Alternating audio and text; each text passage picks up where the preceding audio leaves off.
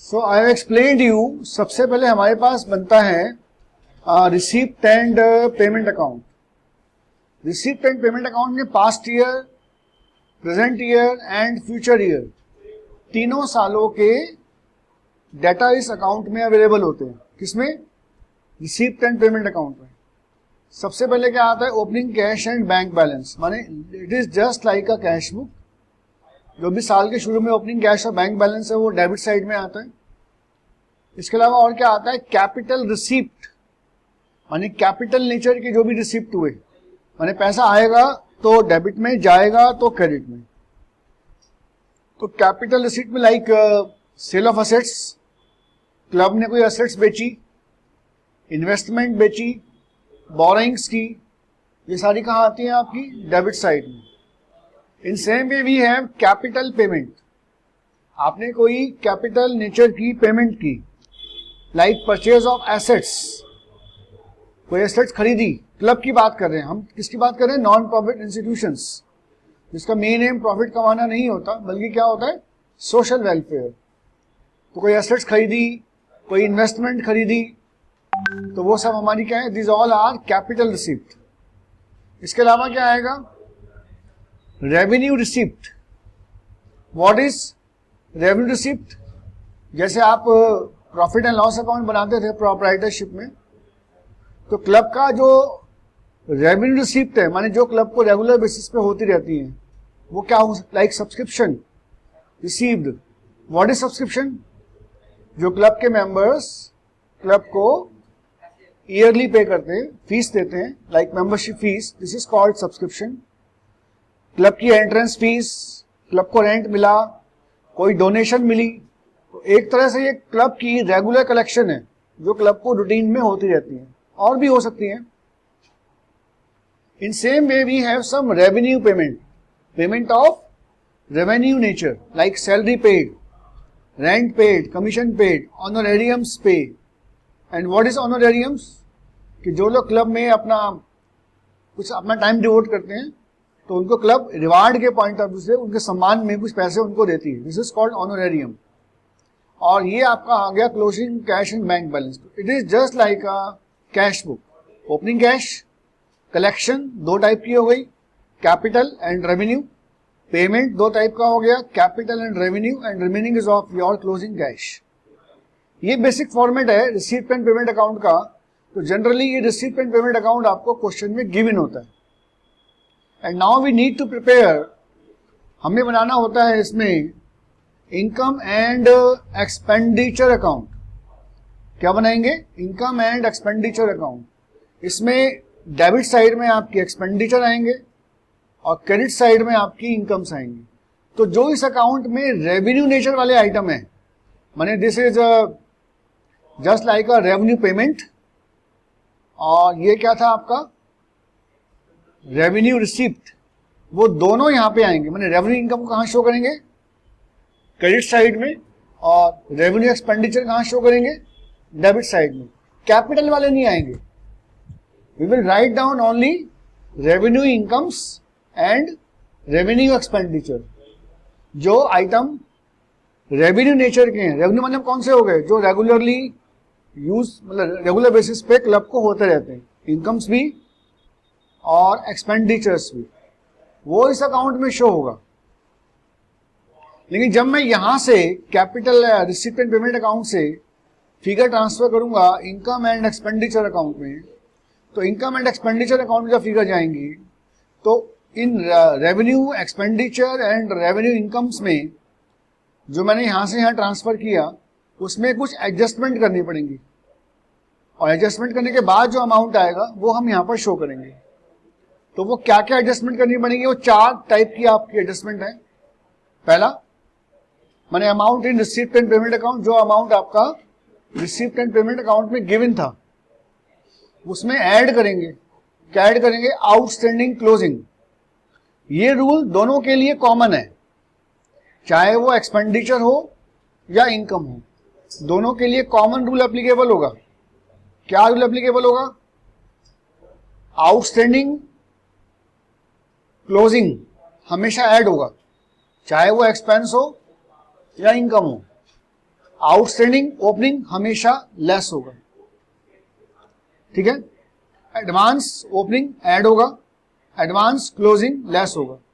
ये rule common है, these are common rule both for expenses as well as income. दोनों के लिए हम इन कॉमन रूल्स को फॉलो करेंगे। और लास्ट में क्या निकल जाएगा, इनको एडलेस करने के बाद अमाउंट जो हमें ट्रांसफर करना है कहां पर, इनकम एंड एक्सपेंडिचर में, माने ये वाले अमाउंट, ये जो अमाउंट है आपके, कौन से वाले अमाउंट, ये वाले अमाउंट, जो अमाउंट यहां पे ट्रांसफर होंगे अल्टीमेट वो अमाउंट हमारा यहां पर शो हो जाएगा। इसके अलावा इनकम एंड एक्सपेंडिचर में ये तो डाटा है ही, जो रिसीप्ट एंड पेमेंट अकाउंट की रिवर्स एंट्री गई। इसके अलावा इसमें कुछ और भी एक्सपेंडिचर और इनकम्स आ सकती हैं जो नॉन कैश नेचर की हैं, क्योंकि रिसीप्ट एंड पेमेंट अकाउंट में तो खाली वो डाटा होते हैं जो कैश नेचर के हैं, लेकिन ये तो है ही जो हमने यहाँ पे एडजस्टमेंट किया।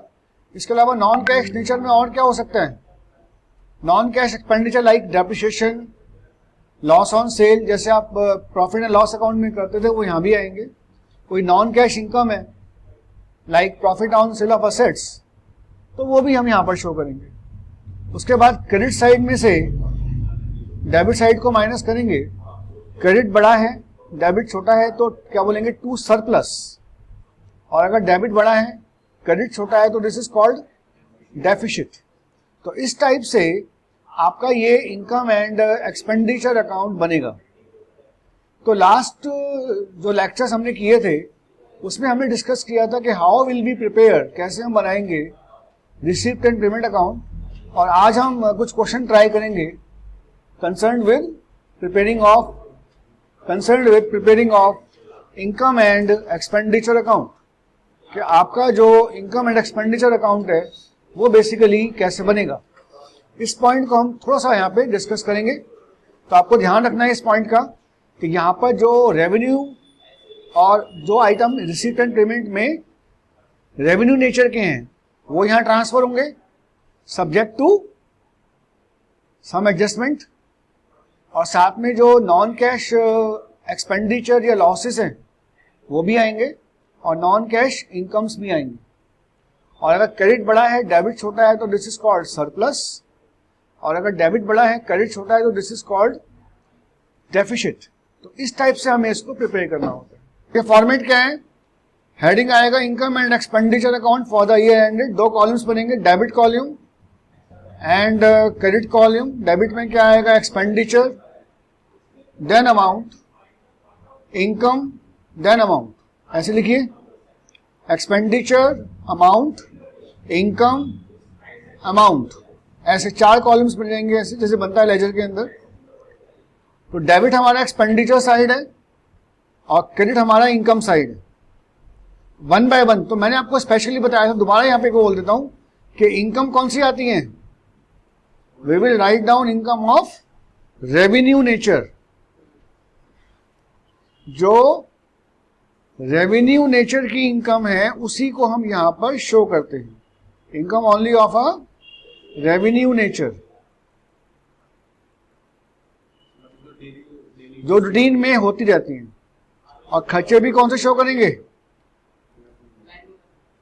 खर्चे भी हम जो रेवेन्यू नेचर के वही शो किए जाएंगे। मानिए यहाँ इसको मैं यहाँ लिख देता हूँ डायरेक्टली, तो इंपॉर्टेंट है, इसको उठा के यहाँ डाल देते हैं, ठीक है।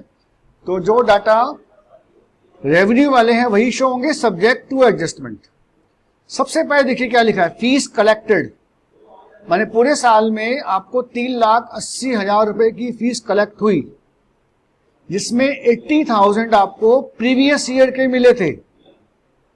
तो अगर प्रीवियस ईयर का अमाउंट मुझे इस साल मिला है तो इसका मतलब क्या है, ये 80,000 लास्ट ईयर के आउटस्टैंडिंग थे जो बचे हुए थे और मुझे इस साल मिले हैं। तो 80,000 को क्या बोलेंगे, दिस इज ओपनिंग आउटस्टैंडिंग। कौन सा अमाउंट है ये, एंड ऑफ लास्ट ईयर बोल दो या ओपनिंग ऑफ करंट ईयर बोल दो, एक ही बात है। तो ये क्या हो गया, आउटस्टैंडिंग ऑफ लास्ट ईयर। और मैंने आपको बताया फॉर्मेट में, मैंने क्या बताया था, आउटस्टैंडिंग ऑफ लास्ट ईयर क्या करते हैं, outstanding of last year less करते हैं। क्या करते हैं, आउटस्टैंडिंग ओपनिंग, ओपनिंग माने लास्ट ईयर, ये लेस होगा। तो देखिए आंसर में क्या करेंगे, यहां बाय फी लिखकर आउटस्टैंडिंग एट द बिगिनिंग, वही लास्ट ईयर वाला लेस होगा, माने लास्ट ईयर का पैसा हमें इस साल मिला, इसका मतलब क्या है, लास्ट ईयर का रुका हुआ पैसा था, तो this is belongs to last year, outstanding at the beginning of the year या आउटस्टैंडिंग ऑफ लास्ट ईयर बोल सकते हैं, तो ये लेस होगा। और भी एक डाटा दे रखा है आपको, फी आउटस्टैंडिंग फॉर द ईयर, माने ये इस साल के आउटस्टैंडिंग है, करंट ईयर के। तो मैंने आपको बताया था कि जो करंट ईयर के आउटस्टैंडिंग होते हैं वो प्लस होते हैं, तो क्लोजिंग आउटस्टैंडिंग को ऐड करेंगे और जो ओपनिंग आउटस्टैंडिंग है वो लेस करेंगे। तो यहां पर क्लोजिंग कौन सा है 10,000, ओपनिंग कौन सा है 80,000, तो 3,80,000 में 10,000 तो ऐड होगा जो इस साल का आउटस्टैंडिंग है, और 80,000 जो लास्ट ईयर के हैं वो लेस करेंगे। उसके बाद हमारा अमाउंट ट्रांसफर होगा इनकम एंड एक्सपेंडिचर अकाउंट में। बहुत ध्यान से देखिए बेटा, फॉर्मेट बहुत इंपॉर्टेंट है ये। Including 3,000 for the previous year, जो हमने सैलरी पे की उसमें 3,000 लास्ट ईयर के मिले हैं, पे किए हैं, ये खर्चा है। अब लास्ट ईयर का जब मैं इस साल पे करूंगा तो इसका मतलब क्या है, ये भी लास्ट ईयर के आउटस्टैंडिंग थे जो मैंने इस साल दिए। Why we are paying 3,000 of last year in this year, क्यों पे करूंगा, क्योंकि ये लास्ट ईयर के बचे हुए पैसे थे जो हमें इस साल देने पड़े। आउटस्टैंडिंग का तो बिगिनिंग हो गया, बिल्कुल ठीक बात है। तो क्या करेंगे, देखो सैलरी लिखकर लेस करेंगे आउटस्टैंडिंग इन द बिगिनिंग, 3,000 ये वाले हैं।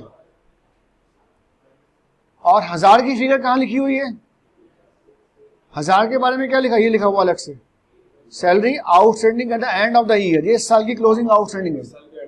तो क्लोजिंग वाली ऐड होती है आउटस्टैंडिंग, और ओपनिंग वाली आउटस्टैंडिंग को लेस कर दे, क्योंकि ये एक्सपेंडिचर है इसीलिए हमने इस फिगर को एक्सपेंडिचर में लिखा। फी हमारी कलेक्शन थी, इनकम थी, तो इसीलिए मैंने फी को कहां लिखा, इनकम साइड में।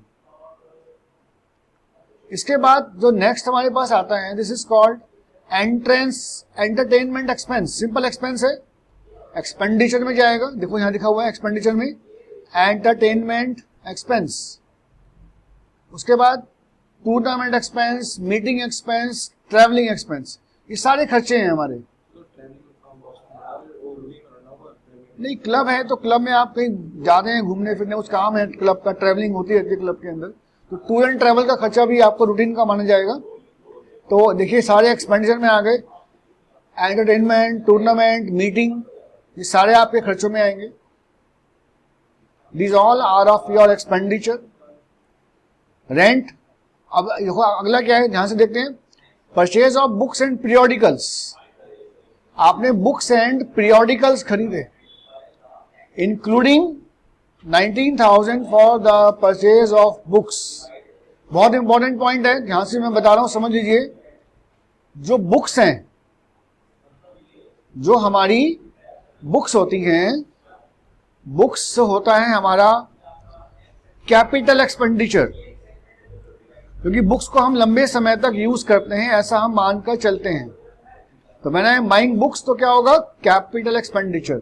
लेकिन जो पीरियोडिकल्स होते हैं, पीरियोडिकल्स क्या होते हैं, जो हर महीने या हर साल आप खरीदते हैं, लाइक क्वार्टरली मैगजीन, लाइक, तो ये हमारा होता है रेवेन्यू एक्सपेंडिचर। तो यहां पर आपको ये बोला कि आपने कोई खर्चा किया है और उस खर्चे में 2 टाइप के डाटा इन्वॉल्व हैं। 29,000 रुपीज का आपने परचेज किया, जिसमें 19,000 रुपए की आपने बुक्स खरीदी, तो बुक्स हमारा एक्सपेंडिचर में नहीं आएगा क्योंकि ये कैपिटल नेचर का है। लेकिन जो पीरियोडिकल, इसका मतलब क्या है, 29,000 में से 19 की तो बुक्स हो गई, तो 10,000 किस चीज के हो गए, पीरियोडिकल्स के हो गए। तो 10,000 हमारा एक्सपेंडिचर है जो हम यहाँ पर शो करेंगे। देखो बुक्स में दिखा रखा होगा 10,000। हाँ, वो शो तो कहीं करोगे ना। हाँ नहीं, 29,000 का आपका कंप्लीट खर्चा था, और 29,000 में से हमारे पास जो नेक्स्ट पॉइंट है रेंट, रेंट आपका एक्सपेंडिचर है, इसको हम डायरेक्ट एक्सपेंस में डाल सकते हैं। Postage expenditure, printing expenditure, donation मिली, ये मेरी इनकम है, ठीक है। तो मैंने आपको बताया था कि डोनेशन रिसीव्ड होता है, दिस इज योर इनकम, तो ये कहाँ जाएगा, आपका डोनेशन इनकम में जाएगा, बाकी सारे आपके खर्चों में आ गए। उसके बाद क्या किया, क्रेडिट साइड में से डेबिट साइड को लेस किया, रिमेनिंग क्रेडिट बड़ा है डेबिट छोटा है, करके देखिए सरप्लस आएगा। और इसके लिए क्या यूज करोगे, excess of income over expenditure. तो कॉपी पर अच्छे से इसको बनाकर देखिए एक बार। मतलब क्या है, fund based accounting. Fund based में क्या होता है, जैसे हमने किसी स्पेसिफिक पर्पस के लिए कुछ पैसा अलग से निकाल कर रख लिया, माने अमाउंट रिसीव्ड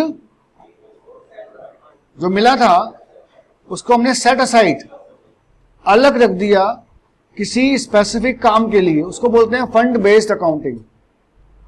जैसे सपोज कर लीजिए आपने बिल्डिंग बनानी है, स्कूल बिल्डिंग बनानी है, तो स्कूल वालों ने एक फंड क्रिएट कर दिया, बिल्डिंग फंड, और उस फंड जो भी पैसा उस फंड के नाम से आया उसको बिल्डिंग में ही इन्वेस्टमेंट करेंगे। माने किसी काम के लिए आपने एक फंड क्रिएट कर लिया स्पेसिफिक पर्पस के लिए, और उस फंड को हम उसी काम के लिए यूज करेंगे, क्या बोलेंगे इसको, fund based accounting. Fund amount along with the income earned on the fund cannot be used for purpose other than those for which it is received or set aside। तो फंड का जो भी पैसा होगा उस फंड के पूरे पैसे को हम उसी काम के लिए यूज करेंगे जिस काम के लिए वो फंड बनाया गया था, ठीक है। तो this is not our regular income. अगर हमें कोई डोनेशन मिली या किसी ने हमें उस फंड के नाम का पैसा दिया तो वो हमारी रेगुलर इनकम नहीं मानी जाएगी, वो डायरेक्टली पैसा उस फंड में जाकर ही ऐड होगा और उसी काम के लिए यूज होगा, उसको हम किसी और काम के लिए यूज नहीं कर सकते। तो फंड का जो पैसा है वो इनकम एंड एक्सपेंडिचर अकाउंट में नहीं आएगा, वो डायरेक्टली कहां जाएगा, उसी फंड में जाकर ऐड होगा। क्लियर हो गया पॉइंट। अब ये काम कैसे होता है, ध्यान से मेरी बात सुनो, मैं क्या कर रहा हूं, क्योंकि टाइम थोड़ा कम है तो हम हल्का सा इसको स्टार्ट करेंगे और अगली बार फिर मैं इसको और डिटेल में आपके साथ डिस्कस करूंगा। जैसे हमने एक फंड क्रिएट किया, मैं दोबारा से समझाता हूं, एक बार रिज्वाइन कर लीजिए आप लोग प्लीज, तब तक मैं पेज खोल लूंगा इसका, फ्रेश पेज। एक बार रिज्वाइन कर लीजिए बेटा आप लोग।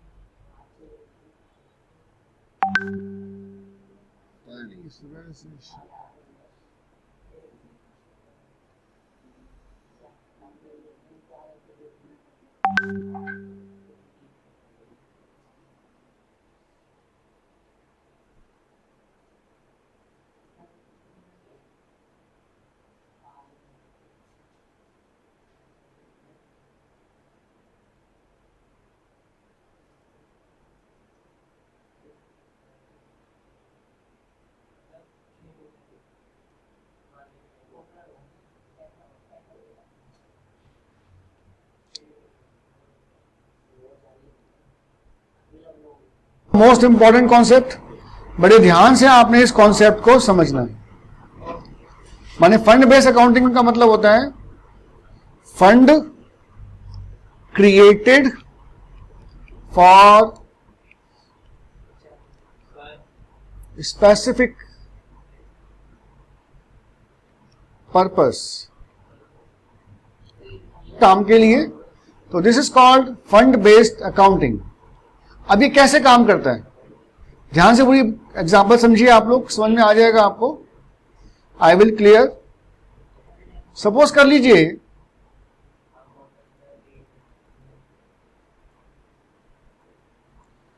लीजिए क्रिएट किया आपने एक fund, create fund for construction, या suppose create fund for prize distribution. आपको एनुअल फंक्शन में बच्चों को प्राइस डिस्ट्रीब्यूशन करने हैं, तो इसके नाम का आपने एक फंड क्रिएट किया, create fund for prize distribution. समझ में आई मेरी बात? आपने प्राइस डिस्ट्रीब्यूशन के नाम का एक फंड क्रिएट किया। अब इस फंड में जब आपका रिसीप्ट एंड पेमेंट अकाउंट है, तो सपोज कर लो इसका जो हमारा फंड का बैलेंस है, तो इसको बोलेंगे प्राइस फंड। क्या बोला हमने? इसको नाम दिया प्राइस फंड। और हमारे फंड में सपोज कर लीजिए इस समय 50,000 रुपए हैं, ठीक है। अब इस साल किसी पर्सन ने, जब आपने अपना रिसीप्ट एंड पेमेंट अकाउंट बनाया, तो रिसीप्ट एंड पेमेंट अकाउंट में किसी पर्सन ने आपको इसके पैसे दिए,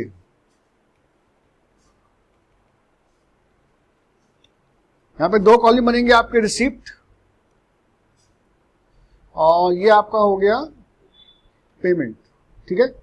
तो this is your receipt and payment account. और किसी पर्सन ने आपको रिसीप्ट एंड पेमेंट के थ्रू उसके पैसे दिए। कितने पैसे दिए उसने आपको?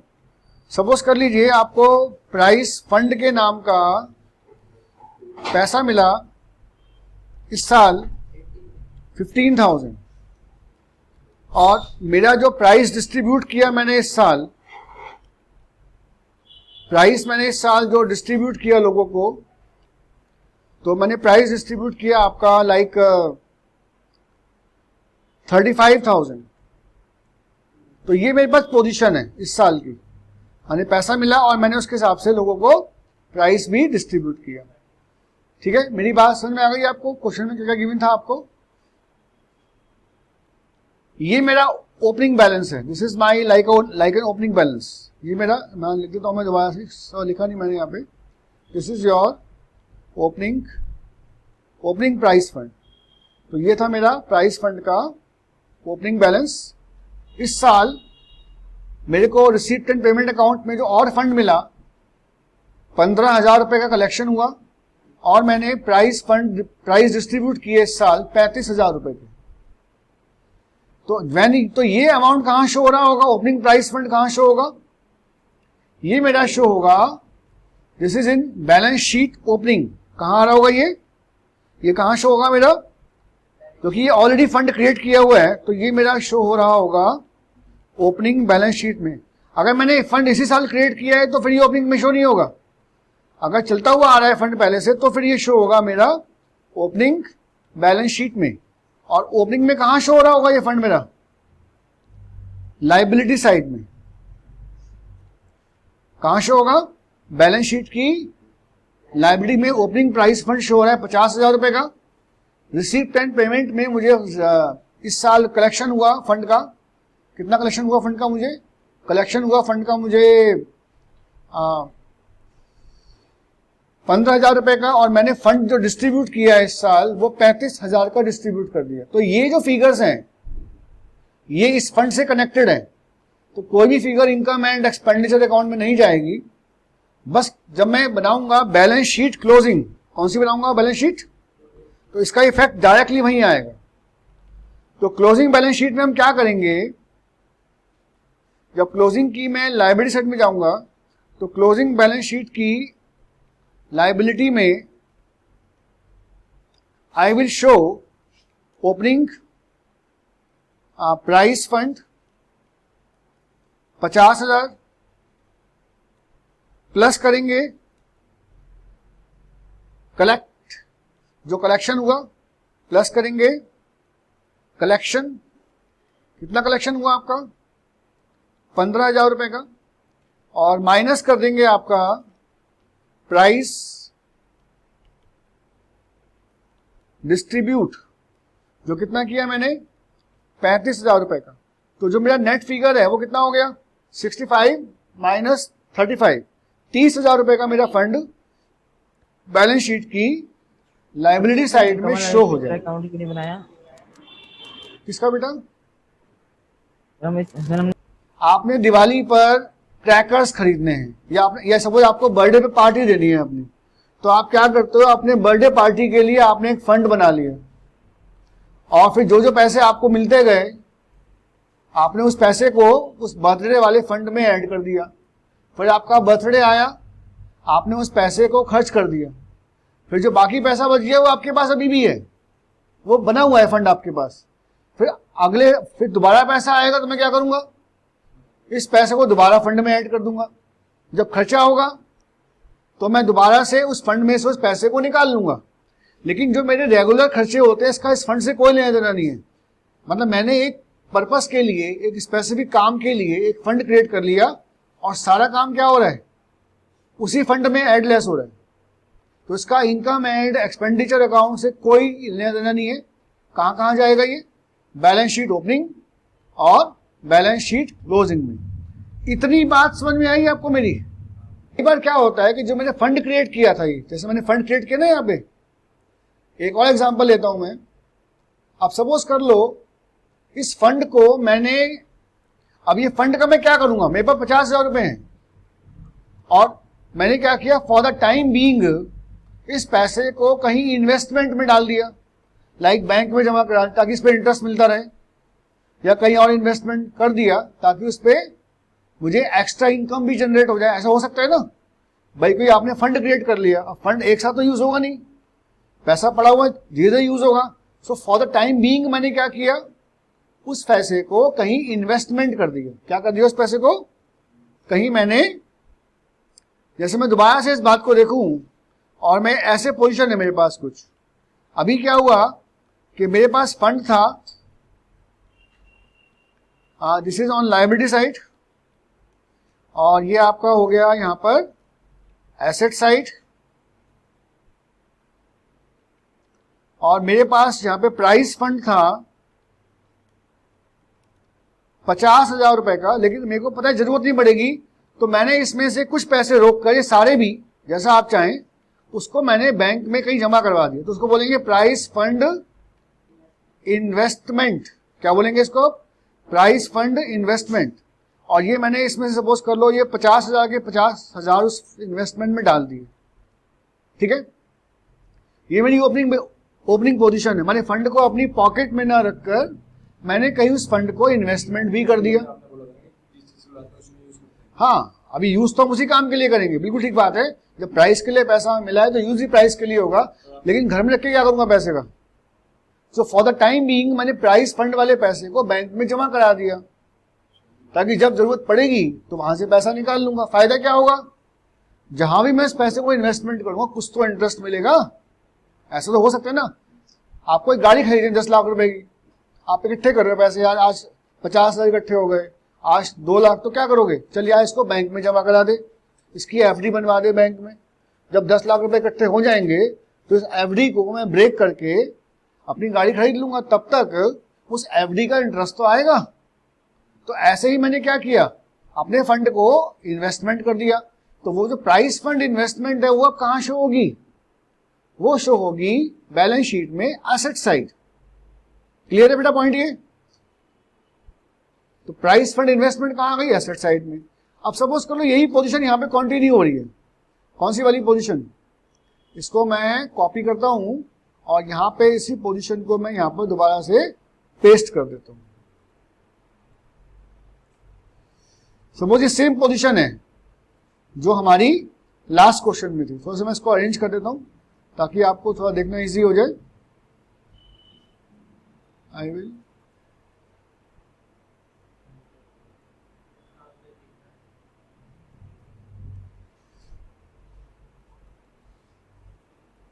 ये मेरी सेम पोजीशन है, ये मेरी सेम पोजीशन है जो मैं, अब ये मेरा ओल्ड फंड था opening, this is my opening balance sheet, this is my opening data price fund investment के नाम से। और ये मुझे इस साल और कुछ पैसा कलेक्ट हो गया। ये लाइन ड्रॉ कर देता हूं कि आप कंफ्यूजन क्रिएट ना हो, दिस इज योर लाइन। तो ये मेरी पोजीशन है ओपनिंग बैलेंस शीट, और ये क्या था मेरा ओपनिंग बैलेंस शीट, और ये क्या था मेरा आपका जो मुझे इस साल प्राइस फंड के नाम के 15,000 रुपए और मिले। अब यहां पे एक चीज और लिखी है, क्या लिखी होगी वो चीज, मैं मतलब प्राइस फंड के नाम के मुझे 15,000 और मैंने कलेक्ट किए, कुछ डिस्ट्रीब्यूट भी हो गए, लेकिन ये जो मैंने इन्वेस्टमेंट किया था इसका भी तो इनकम हो सकता है ना, जो मुझे साल इंटरेस्ट मिला होगा। तो यहां पे एक चीज और लिखी होगी, इंटरेस्ट ऑन प्राइस फंड, माने इस प्राइस फंड का हो सकता है मुझे थोड़ा बहुत इंटरेस्ट भी मिले। तो सपोज कर लो मुझे इस प्राइस फंड का इंटरेस्ट मिल गया, 600 रुपीज का इंटरेस्ट मिल गया, तो रिसीट में दो चीजें आ रही होंगी, एक तो वो पैसा जो इस साल और कंट्रीब्यूट किया फंड में, और एक वो पैसा जो इस इन्वेस्टमेंट का मुझे क्या मिला है, इंटरेस्ट मिला है। और ये तो है ही जो मैंने इस साल प्राइस डिस्ट्रीब्यूट किए। तो अगर मैं इस पोजीशन को लेकर अपनी क्लोजिंग बनाऊं बैलेंस शीट, तो क्लोजिंग बैलेंस शीट में अब क्या होगा, क्लोजिंग बैलेंस शीट में मेरे पास इंफॉर्मेशन बड़े ध्यान से देखो क्या आएंगी। अब ये तो हो गया मेरा लायबिलिटी साइड, तो सब कुछ लायबिलिटी साइड में ही होना है, तो वहीं बात कर लेते हैं। तो लायबिलिटी में जो मेरा ओपनिंग प्राइस फंड था वो कितना था, प्राइस फंड था मेरा ओपनिंग 50,000 रुपए का। अब जो जो इसकी कलेक्शन है वो सारी इसमें ऐड होगी, तो इसको वाइड कर देता हूं, 50,000 था, ऐड जो कलेक्शन हुआ एक्स्ट्रा, जो इस साल आपको कलेक्शन हुआ कितना हुआ, 15,000 रुपए का, और साथ में ये जो 600 रुपए का फंड जनरेट हुआ ना ये भी इसमें ऐड हो जाएगा, add interest on price fund 600 रुपए, और जो मैंने खर्चा किया वो यहां लेस हो जाएगा। Price distribute 35,000। Is it clear? माने सिंपल लॉजिक है, आपने फंड बनाया था 50,000 रुपए का, 15,000 रुपए कलेक्ट हुए, वो तो प्लस पहले भी हो रहा था अभी भी होगा, लेकिन जो मैंने इन्वेस्टमेंट किया था जब उसका इंटरेस्ट मिलेगा तो उससे क्या होगा, मेरे फंड की वैल्यू बढ़ जाएगी। तो 600 रुपए का जो इंटरेस्ट मिला वो भी जाके मेरे फंड में ही ऐड होगा, माने 600 रुपए से क्या हो गया, मेरे फंड का अमाउंट बढ़ गया। और अब यहां पे कितना अमाउंट आ गया, 65 माइनस 35, तो 30,600, ये मेरे फंड की लेटेस्ट वैल्यू हो गई। अब ये इन्वेस्टमेंट करने का फायदा क्या हुआ, पहले खाली 30,000 की वैल्यू आ रही थी, अभी क्या हो गया 30,600 की वैल्यू आ गई। तो आ गई क्योंकि मैंने समझदारी से काम लिया और इस फंड को कहीं इन्वेस्टमेंट भी कर दिया, जिसका मुझे 600 रुपए का इंटरेस्ट भी कलेक्शन हो गया, इंटरेस्ट भी जनरेट हो गया। तो ये बात बहुत इंपॉर्टेंट है, एक बार ध्यान से देख लीजिए आप इसको। तो क्या मैंने कोई फंड क्रिएट किया, तो क्या फंड से related information income and expenditure account में आ सकती है? क्योंकि फंड का पर्पस क्या है, फंड तो मैंने एक स्पेसिफिक काम के लिए यूज किया था। अब यहां देखो ध्यान से मेरी बात, फिर मैं क्लास को ऑफ करूंगा, ध्यान से पूरी बात सुनो। फॉर एग्जाम्पल, ध्यान से देखकर क्या करूं मैं, इसको कलर चेंज कर देते हैं तो अच्छा लगेगा आपको। For example,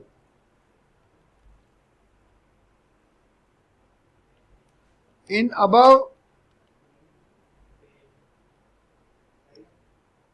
example,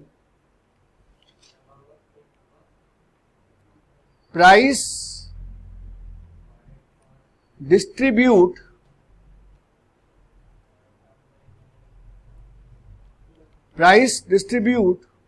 of rupees 75,000, अगर 75,000 रुपीज के आप प्राइस डिस्ट्रीब्यूट कर दो तो सोच के बताओ अब क्या पोजीशन होगी। मेरे पास जो प्राइस फंड था वो तो था 50,000 रुपए का, और जो मेरे पास कलेक्शन आया था, कितने का आया था कलेक्शन, मेरे पास आया था 15,000 रुपए का, और फंड कितने का था, फंड था 50,000 रुपए का, और चलो मैंने फंड की इन्वेस्टमेंट का कुछ इंटरेस्ट भी आ गया था। अब यहां पर जो मेरे पास इंटरेस्ट आया वो कितना आया था, भाई इन्वेस्टमेंट आपने कर रखी तो इंटरेस्ट थोड़ा बहुत उसका आ गया, और इंटरेस्ट आ गया मेरे पास 600 रुपए का। लेकिन जो प्राइस डिस्ट्रीब्यूट हो गया वो कितना हो गया, वो तो बहुत ज्यादा हो गया। अब फंड तो है ही नहीं इतना, अभी क्या हो गया, खर्चा हो गया ज्यादा और फंड में पैसे हैं कम। तो मुझे क्या करना पड़ेगा, अपनी दूसरी पॉकेट को यूज करना पड़ेगा जो मेरी कॉमन पॉकेट है। माने गुल्लक तो फुट गई, गुल्लक में सारे पैसे निकल गए, लेकिन खर्चा हो गया ज्यादा।